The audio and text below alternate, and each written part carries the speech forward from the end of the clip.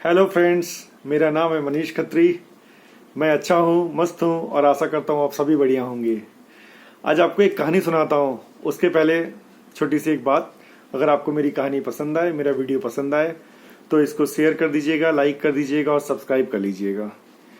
बहुत पुरानी बात है। एक राजा था। राजा काफ़ी दिनों से राज कर रहा था और बूढ़ा हो चला था। बाल भी सफ़ेद होने लगे थे। एक दिन उसने अपने दरबार में उत्सव रखा और अपने मित्र राजाओं को भी आमंत्रित किया। उसने अपने गुरुदेव को भी बुला लिया। उत्सव को रोचक बनाने के लिए राज्य की सुप्रसिद्ध नर्तकी को भी बुलाया गया।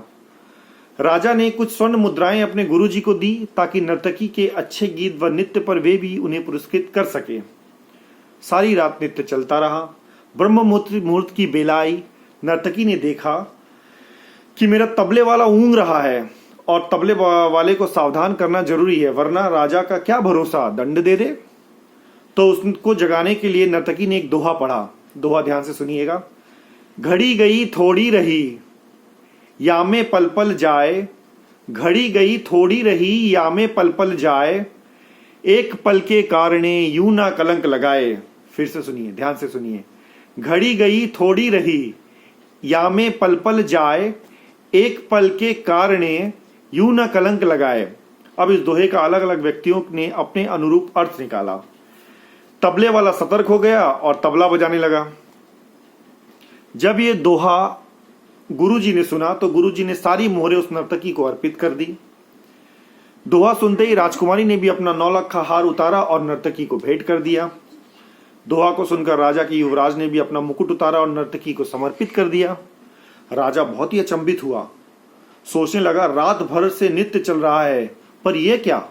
एक दोहे के कारण सभी अपना जो है अपनी स्वर्ण मुद्राएं, अपने धन दौलत सब उस नर्तकी को अर्पित करने लगे।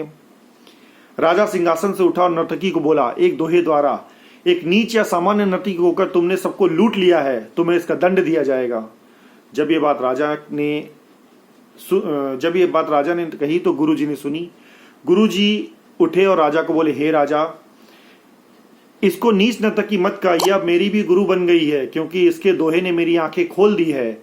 दोहे से यह कह रही है कि मैं सारी उम्र जंगल में भक्ति करता रहा और आखिरी समय में नर्तकी का मुजरा देखने चला आया। मैंने अपनी साधना नष्ट कर दी। भाई मैं तो चला। यह कहकर गुरुजी उठे और चल दिए कमंडल लेकर जंगल की ओर। अब राजा ने राजकुमारी से पूछा, तुम्हें क्या हुआ था? राजकुमारी ने कहा, पिताजी मैं जवान हो गई हूँ। आप आंखें बंद किए बैठे हैं, मेरा विवाह नहीं कर रहे हैं। आज रात मैं आपके महावत के साथ भागकर अपना जीवन बर्बाद करने वाली थी, लेकिन इस नर्तकी के दोहे ने मुझे सुमति दी कि जल्दबाजी न कर, हो सकता है तेरा विवाह कल ही हो जाए। क्यों अपने पिता को कलंकित करने पर तुली है? युवराज से पूछा राजा ने, भाई तुम्हें क्या हुआ था? युवराज ने कहा, महाराज आप वृद्ध हो चले हैं, फिर भी मुझे राज्य नहीं दे रहे हैं। मैं आज रात आपके सैनिकों के साथ मिलकर आपकी हत्या करने वाला था, लेकिन इस नर्तकी के दोहे ने समझाया कि ये पगले, आज नहीं तो कल आखिर राजा तो तू ही बनेगा। क्यों अपने पिता के खून का कलंक अपने सिर पर लेना चाहता है? जब ये सब बातें राजा ने सुनी तो राजा को आत्मज्ञान हो गया। राजा के मन में वैराग्य आ गया। राजा ने तुरंत फैसला लिया, क्यों न मैं भी अपने युवराज का राजतिलक कर दूं।